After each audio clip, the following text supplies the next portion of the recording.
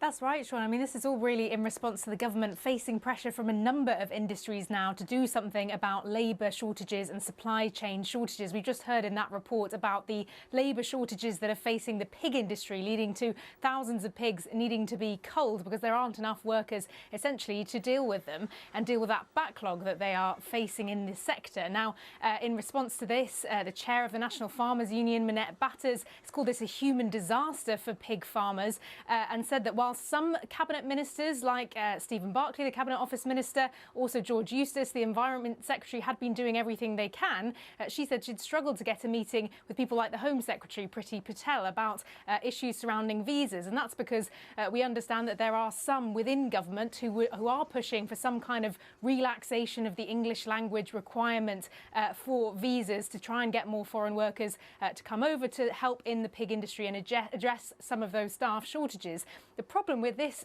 proposed solution, though, is it's politically quite difficult for the Prime Minister, especially after he's just come out of a Conservative Party conference where his big message was wanting business to move away from a reliance on cheaper foreign labour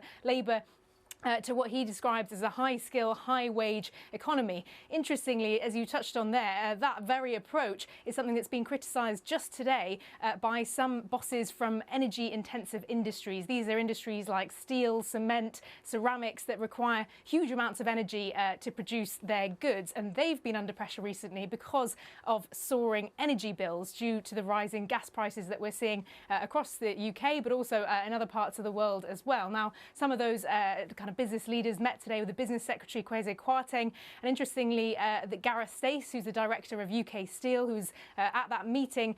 was pretty critical of the government, saying that they were walking blindly into a low-wage economy, saying that people like steel workers are paid 45% on average more than other workers in the areas where steel is produced, and saying that at the moment, due to those rising bills,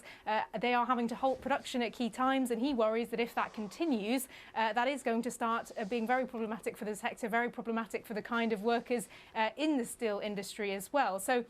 he's been calling on the government, as have other high energy intensive industries, to also intervene and provide some kind of financial support just to get them through this period of very high gas prices. But